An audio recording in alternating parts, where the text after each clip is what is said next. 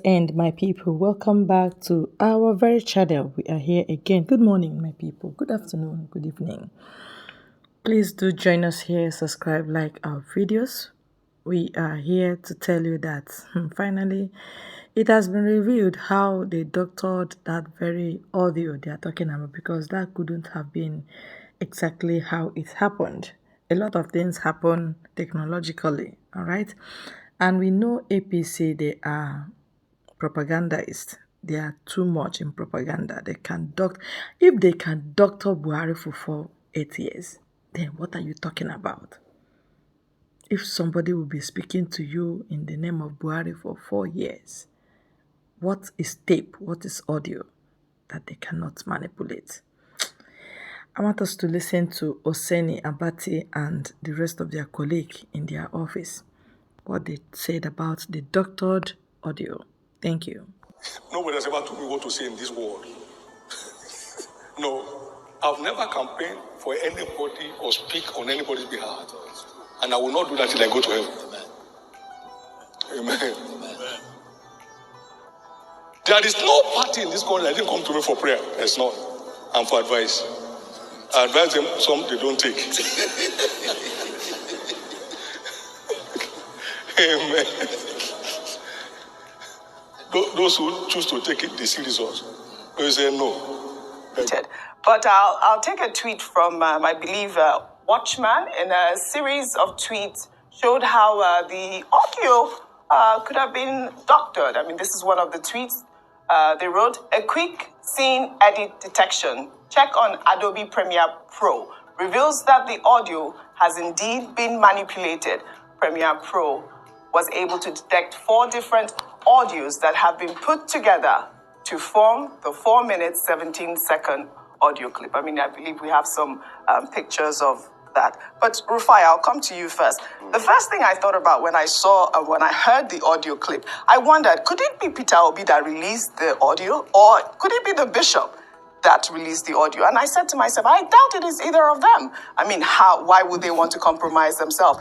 And I realized that it could have been tapped into, like you always say. Yeah. How is it possible that whoever it is, Nigerian government or whatever it is, are able to tap into this type of audio, and our girls are in the field? Boko Haram can kidnap our girls, and they cannot trace audio clips like this. This is my first thought. This is one of the biggest arguments I had last night when I heard this audio. Speaks volumes. And as regards even they cannot trace, I think there was a French journalist, if my memory serves me right. And when I say if my memory serves me right, I might not have the correct recollection of the incident, that was said to have first broke the story about, when Shekau had died and the fact that Boko Haram rival groups, were having a big fight back and forth amongst themselves. I think it was that French journalist. He had actually tapped into the telephone network of those terrorists, to be able to see what was going on. One thing is that, people can tap into telephone networks, but what does the law say about it? People have a right, in Section 33 of the Constitution, to their privacy. And that also involves telephonic conversations and the likes. So, number one, that's illegal.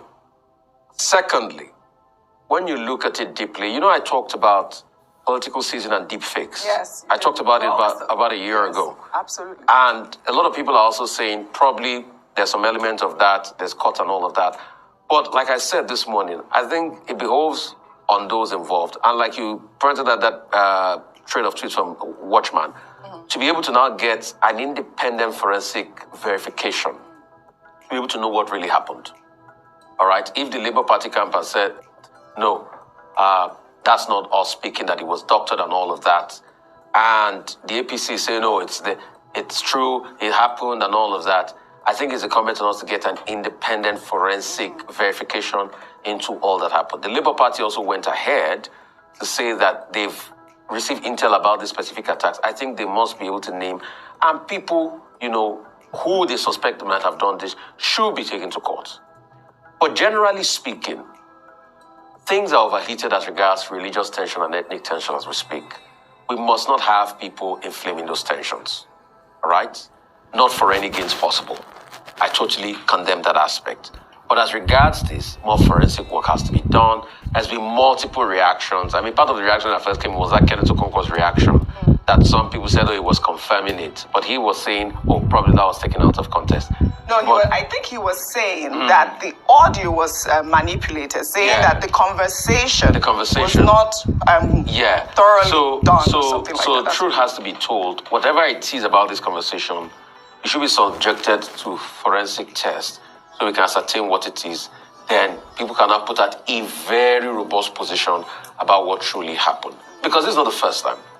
If you remember too, there was another conversation that was said to have been leaked that a couple of PDP people were speaking. But obviously, that was a bad job at manipulation because it was so clear that if you have an ear for audio, you will know they were just cutting and joining and cutting and joining. And when you take it through deep fake websites, you'll see. And for the, clarification of our populists out there, there are many websites at which you can verify videos when you see them to be able to know if they are audios, different. So there's deepware.ai, and there are a couple of other ones. Just Google on if you're in doubt and just put it. And also check through timestamp to be able to verify and ascertain how the video was tagged, the date it was originally made as against the date people are trying to claim, because you have a lot of these manipulations going on at peak political season or after politics like this. All right. Dr. Abati, so many conversations, but I would like for you to maybe start with Bishop Oyedepo's clarification. Now, if that video was actually, or the audio was true, I mean, he came out to say that, he's never had to do that for any Nigerian politicians. But we know that in politics, politicians go to, either clergymen and, clerics to help them canvass for votes. I mean, I feel like it is normal. Not too sure about that clarification by Bishop Oyedepo. The big thing that needs to be established is first the authenticity of that audio.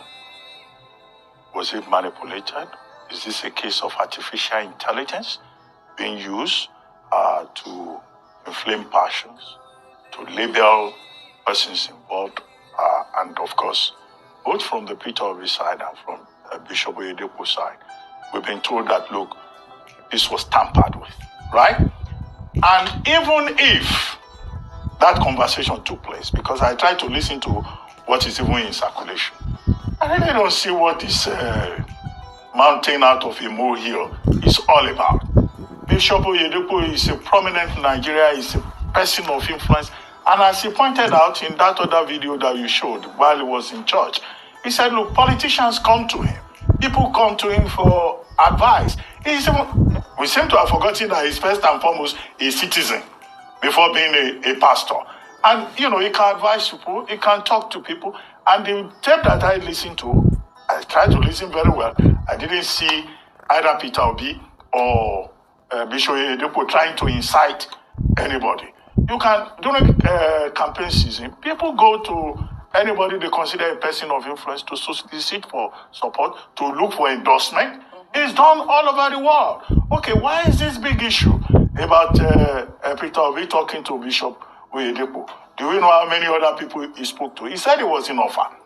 And at Inofa, the person he spoke to there was even a Muslim. So he spoke to Muslims, he spoke to Christians. Okay, why is there nobody saying, during Friday sermon in some parts of the country, some Muslim clerics directed members of the congregation to vote only for the Muslim ticket? I'm sure if you search very well enough, in other instances, you will find something like that. So I really don't see what the big deal is all about, other than an attempt, to cast persons in bad light. And of course, immediately, Bishop Oyedepo has shaken it off. And the Labour Party spokespersons, they've already put a lie to this. And that was why I said earlier that spokespersons should go and find more serious things to do. Being a spokesperson is not a lifetime job. The ones that are idle among them, if they don't have a job, let them begin to write applications so that they don't continue to eat up the polity. There must be something that a man can do other than just engaging in needless, unsolicited volubility. Beyond that, the other point I want to make has to do with the legality of it. Because some people, this is the third time today we're discussing this subject. They said, I heard the politicians expose themselves. In fact, they should bring more audios. It's a very good entertainment for us. That if they don't want people to listen in on their conversations, then let them not say they want to be president of Nigeria. The principle in law is volatile, non-fit, injuria. In other words, if you don't like heat, don't go near the kitchen. But the fact that a man puts himself in the public space for service does not mean you violate his right to privacy. And we have listed on this program a plethora of laws, from the Ground Norms, Section 37, to laws like the Freedom of Information Act, Article 14. There's even a Data Protection Bureau in Nigeria. Okay? Consumer Protection, Child Rights Act. In all of these laws, you can't just take somebody's telephone conversation and you circulate it. You can't even be sharing somebody's WhatsApp message to you to make the person look bad. You could be sued. And if the people are saying, no, let us expose every telephone conversation, no, you will destroy society. If we have a country of eavesdroppers and people don't know their limits, that's why you have lawyer-client privileges. That's why you are a medical doctor is not obliged to disclose to Mr. C the medical record of Mr. A. So, but I see that this is generating a lot of entertainment. Already I've seen some people say, Elupi, yes, daddy. Oh, yes, daddy. Oh, yes, daddy. Yes, daddy. So Nigerians, they create humor out of everything. Then let's look at the serious issues and just be serious. And Audrey, real quickly, it's a good thing you raised Dr. Abati. It's a very serious offense. Yeah. One of the oldest newspaper, News of the World, went down because of a phone hacking scandal. A girl, Milidala, was missing, and she was later found dead. And it was reported that News of the World actually hacked into her voicemail to be able to copy stories. And there are many people so they took News of the World to court. And because of that, the paper, perished pretty much. All right. So to show you that that's a big offense, and people should be very, very careful. It don't bust to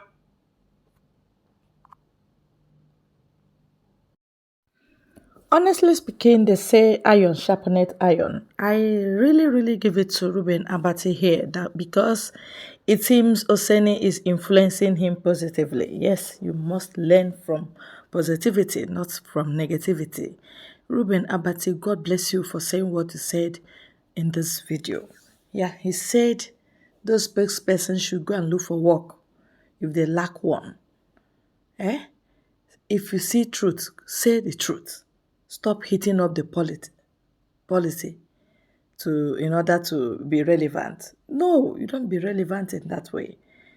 You are just being negatively, nuisance. You're just constituting nuisance, right? So let's have it quiet. Let us have it quiet. Yes, there was nothing wrong with that conversation. It was a campaign, and everybody does it. Both the Muslim, both the Christians, they do it. And how did you get the audio tape that you're analyzing? If your secret audio tapes are brought on the table, how will people look at it? Don't you think? Don't you think? Everybody should know that we are